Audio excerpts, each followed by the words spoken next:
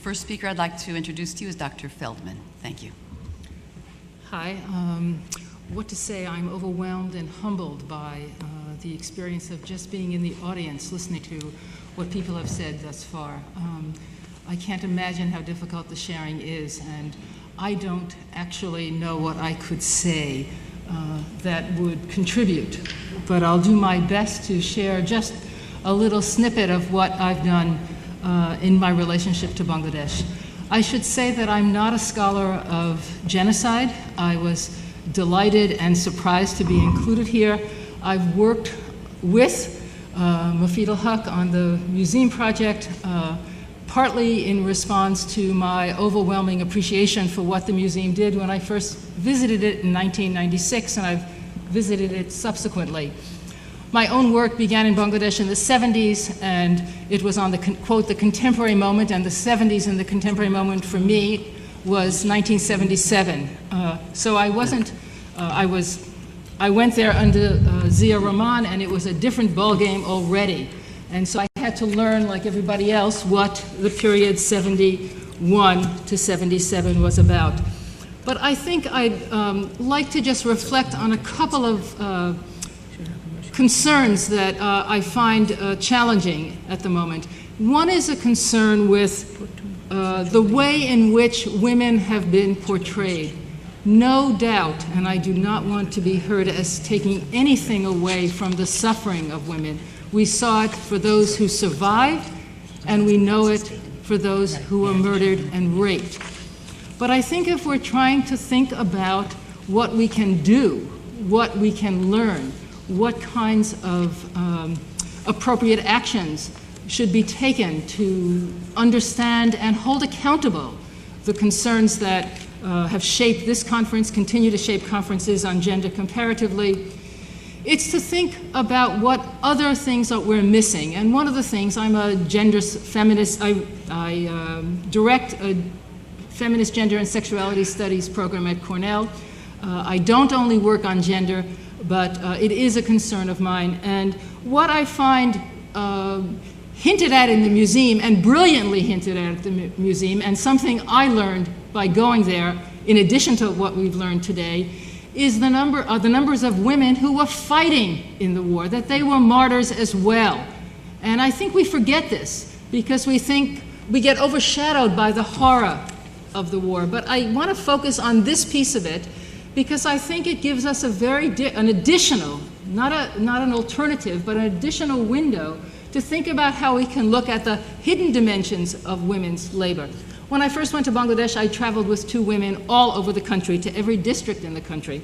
And it was close enough to the war, and they were very young at the time, and they educated me about their role in the war, about what it meant to sew a flag and hide it under your sari, about what it meant to hide a friend or a relative who may have been thought likely to be murdered in your house, and the numbers of ways in which women accommodated these kinds of activities.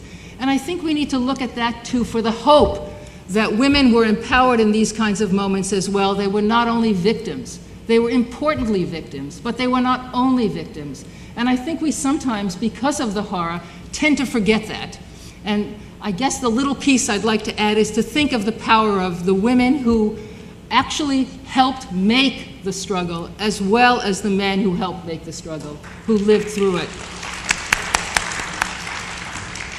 I think this opens up a way to think about gendercide as crushing the spirit of people in general, and women who were most vocal about that spirit. I mean, I think the film earlier today was wrenching in the experience of the women who were able to share, I think, it's so hard to say actually, what gendercide means. It means really killing the spirit of what, and here's the interesting connection. I teach courses on gender and nationalism, and it's interesting that women are the motherland, the mother of the nation. They're considered, as a South Asian colleague, Partha Chatterjee, would say, you know, the spirit. They were the private protection of what was best and good in what the nation really meant. And to the extent that we see that as reconstituting the private-public realm, it's useful to ask what we can learn about the private. So it goes back actually to the earlier comment about the hidden dimensions of women's participation in the war. But it also, I think, speaks to the importance of recognizing that if we want to make that or use that division usefully, we might want to recapture what that meaning of nation, that meaning of being a collective community, even if we're beyond the language of the nation state, we do know what community means. And community is what I think is represented by that core of what women are often identified as. So I don't want to reproduce that, but I want to benefit from that kind of appreciation of what women represent. And it's the best of what the national community could be represented as. So I think in those kinds of ways, we should add, not subtract, add to the suffering that we learn to see what we can also learn from these private moments. I also want to make one other comment, and this is probably a little more heretical, but it's about the notion of rehabilitation. The notion of rehabilitation makes of women victims. So we say, if you are raped, you're a victim that I will victimize you as well. And I will try to rehabilitate you because you're such a victim. As opposed to transposing that into a positive, into the same thing as losing a leg. It's not the same thing, but it's losing a leg or losing an arm. We don't mark that person a victim or in need of rehabilitation. And it's really in need of moral rehabilitation. And if we can add to efforts to struggle for restitution and respect and honor by having a trial that acknowledges and puts some kind of, and I emphasize some kind of closure on what we demand, we should also force ourselves, and I consider myself a very good friend of Bangladesh, so when I think about that, I think about what I want to see is actually rethinking what we as people who have castigated women in need of rehabilitation, or think of women in need of rehabilitation, to actually ask about our own moral regulatory ways in which we hold women in this negative way. So if we learn to hold war crimes, we should hold ourselves accountable also to the ways in which we reproduce a certain kind of gender inequality that I think on an individual level we'd all agree we don't do.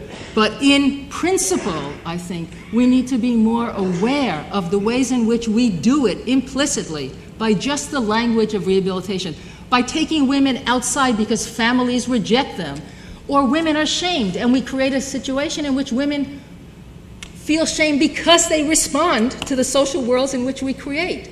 So if we can actually figure out what the conditions of that creation are. In other words, I'm not blaming a woman for feeling shame. She feels shame because she knows what the community thinks. And the community thinks certain kinds of things and constitutes the conditions for making people feel shame.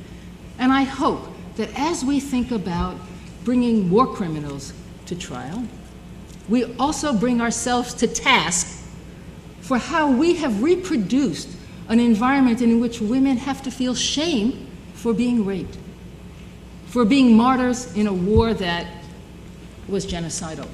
And it's interesting that genocide was the language of genocide only came with the Bangladesh War after the Holocaust. It was the first genocide. Everyone complained about using that language, but nobody has complained about calling the independence struggle in Bangladesh a genocide. So we should appreciate that, but ask what we could learn from other generations and other genocides about how we can change the ways in which we think about each other, in a way, in addition to, and as I say, I'm humbled by what I have learned today, and I continue to learn every time I go back to Bangladesh and try to spend more and more time there, but I just always feel that I'd love to just have people begin a discussion about what ways in which we are also responsible, myself included, by the way, also responsible for supporting rehabilitation moments when we should be saying those are not the right premises upon which we should build programs to assist anybody, everybody, anybody who needs restitution. And so thank you very much for including me in this panel, and I'm honored to be here.